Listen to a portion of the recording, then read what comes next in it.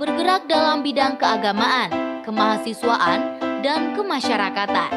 Komunitas ini bergerak untuk melaksanakan program kepentingan masyarakat daerah.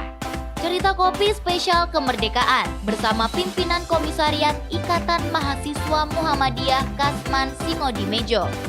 Selasa, 17 Agustus 2021 pukul 16 waktu Indonesia Barat di Nagari TV.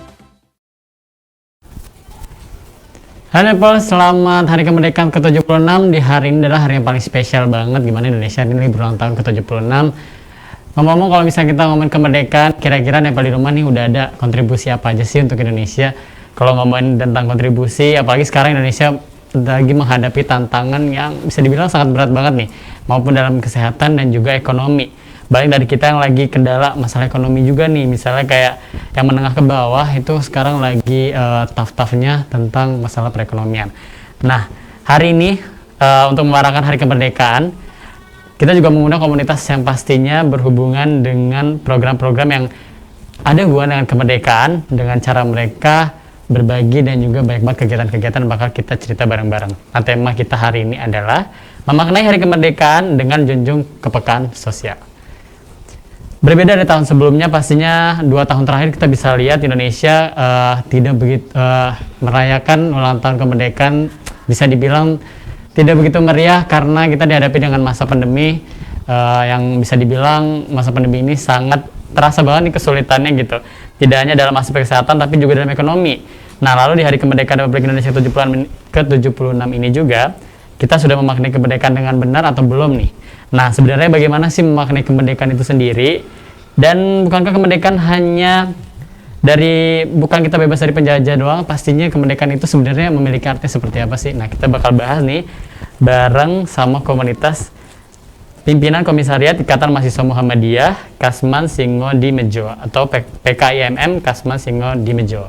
Nah, di sini udah ada abang-abang nih, ada Bang Adi juga sama Bang Agung ya, Bang? Iya. Nah, kita kenalan dulu nih. Bang Adi sendiri bisa diceritain Bang mungkin kesehariannya apa aja nih, Bang? Kalau keseharian sekarang ya sibuk dengan persiapan buat wisuda kali ya. Persiapan buat wisuda, terus juga ngurus beberapa organisasi. Kebetulan juga diberi amanah sebagai ketua di Karang Taruna Kecamatan Ulakan Tapakis gitu kan, daerah saya gitu. Ya, terus mengurus PKIMM Kasman Singodimejo. Ya, keseharian seperti itu lah Bang gitu. Terus mungkin ditambah juga dengan olahraga setiap seminggu 3 kali gitu. Di masa pandemi kayak gini penting banget ya Bang ya, untuk menjaga imun dan olahraga. Benar. Ya. Kalau Bang Agung nih, boleh nih Bang. Halo, Assalamualaikum Mas. Waalaikumsalam. Saya Agung Artono. Saya sekarang masih mahasiswa aktif di salah satu perguruan tinggi Islam negeri di Kota Padang. Kegiatan selain di Ikatan Mahasiswa Muhammadiyah PKIMM Kasman Singodimejo, juga aktif di Lazismu Kota Padang, kemudian juga di Karang Taruna Ikhlas Setia Kelumbu. Selain itu lagi persiapan bikin skripsi. Waduh, bisa dibilang di ujung juga ya Bang ya, sama ya mau menyelesaikan sekolahnya juga. Wah, mantap nih. Nah, sekarang tadi kita udah ngomongin masalah PKIMM Kasman Singodimejo. Kira-kira itu apa sih Bang? Mungkin Nepal di rumah penasaran nih. Ini tuh komunitasnya seperti apa, latar belakangnya berdirinya sendiri kayak gimana, sejarahnya dan tahun berdirinya sendiri kapan? Baik, PKIMM Kasman Singodimejo merupakan bagian dari pimpinan komisariat yang ada di Ikatan Mahasiswa Muhammadiyah, khususnya di tatanan fakultas, dalam hal ini Fakultas Syariah. Dan Ikatan Mahasiswa Muhammadiyah sendiri lahir pada tanggal 14 Maret 1964 Hijriah, 1964 Masehi, bertepatan dengan 29 Syawal 1484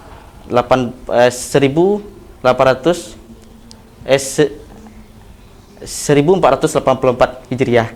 Nah, IMM sendiri dipelopori oleh beberapa tokoh, diantaranya ada itu Jasman Al-Kindi, kemudian Rosak Saleh, kemudian juga ada Sudibyo Markus, kemudian ada juga Bapak Margono, kemudian ada juga Muhammad Arif dan teman-teman yang sepantaran dengan beliau-beliau pada masa itu.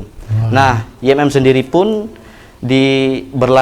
lahir difaktori oleh dua hal. Yang pertama itu ada faktor internalnya. Faktor internalnya disebabkan karena berasal dari dalam Muhammadiyah itu sendiri. Karena ketika itu Muhammadiyah berharap ada organisasi yang menjadi penyambung dakwah Muhammadiyah, khususnya di kalangan akademisi, dan salah satunya adalah di kampus. Nah, itu faktor internalnya. Kemudian kalau untuk faktor eksternalnya, ketika itu melihat realitas umat Islam dan juga melihat kondisi bangsa Indonesia. Betul. Yang ketika itu umat Islam terpapar oleh yang namanya tahayul, khurafat dan bid'ah, dan bagaimana kemudian diharapkan kehadiran Muhammadiyah dapat memurnikan itu semua. Kemudian juga keadaan bangsa yang kala itu sedang dihadapi oleh ideologi yang cukup besar, yaitu komunis. Bagaimana kemudian dapat Muhammadiyah hadir atau dalam kata lain IMM untuk memberantas yang namanya komunis itu. Kemudian juga melihat kondisi ketika itu Indonesia mengalami yang namanya kemiskinan, kebodohan, dan juga dampak-dampak partai politik yang sangat merajalela kala itu, yang sangat meresahkan masyarakat. Sehingga diharapkan IMM hadir untuk dapat memecahkan itu semua. Berarti emang banyak kayak isu secara sosial, isu secara politik, juga isu secara agama juga. Betul. Yang dibahas dalam sana ya. Wah, menarik banget nih. Nah, mungkin pastinya secara strukturnya sendiri nih, kalau di PKIMM sendiri bagaimana? Kalau kestrukturan di khusus PKIMM itu ya tentunya pasti ada ketuanya. Betul. Dia berbentuk kestrukturan minimum gitu. Kan ada beberapa bentuk strukturan organisasi, itu ada maksimum, medium, dan minimum. Nah, kalau PKIMM Kasman Singodimedjo sendiri itu berbentuk strukturan yang minimum. Itu ada ketua umum, sekretaris umum, dan bendahara umum, lalu ada kepala-kepala bidang lainnya gitu. Nah, di PKIMM Kasman Singodimedjo itu ada beberapa bidang-bidang juga.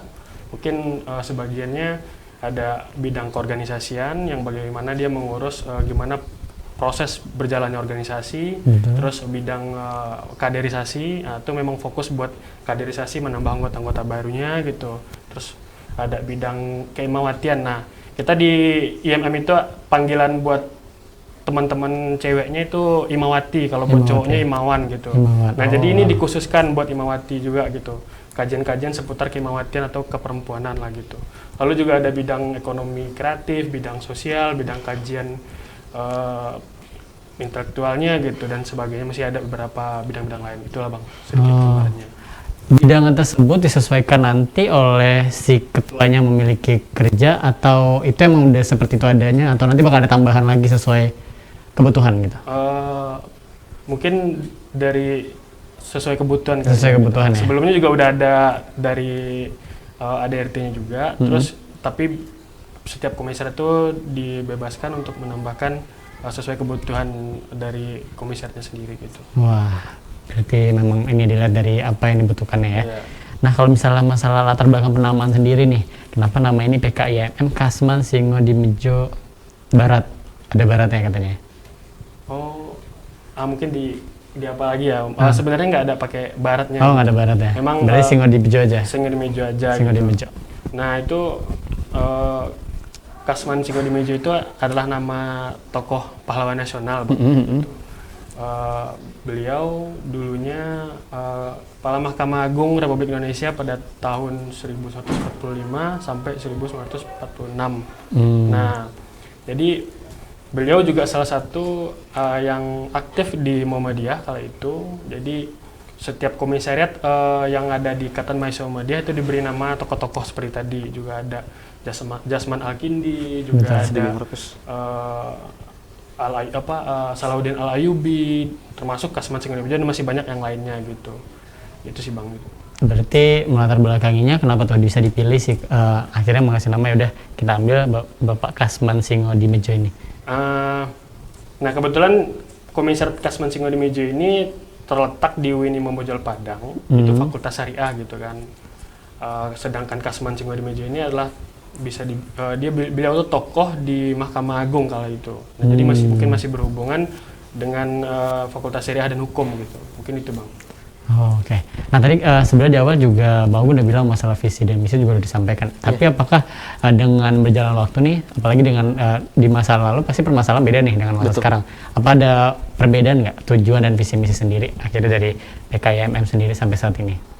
Sejauh ini sih nggak ada sih Bang, memang Nggak ada ya? masih fokus kepada tujuan tadi gitu. Tapi mungkin tambahan sendiri kalau masalah dengan melihat isu, bisa dilihat keadaan mungkin keadaannya sekarang. Ya, nah jadi kebetulan IMM itu bergerak di bidang keagamaan, Betul.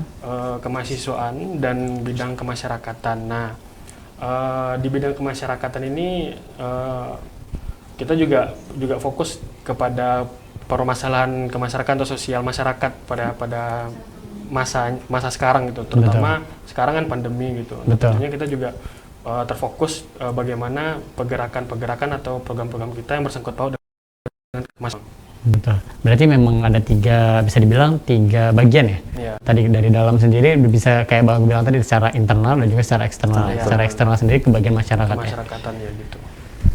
Sepertinya menarik banget ya, tadi kita udah bahas tentang profil kurang lebih dari PKYMM Kasma Singo di Mejo. Nanti kita bakal ngobrol lagi, pastinya kita bakal cerita-cerita lagi dan juga sharing-sharing. Pastinya jangan kemana-mana, tetap di Cerita Kopi, cerita komunitas paling inspiratif.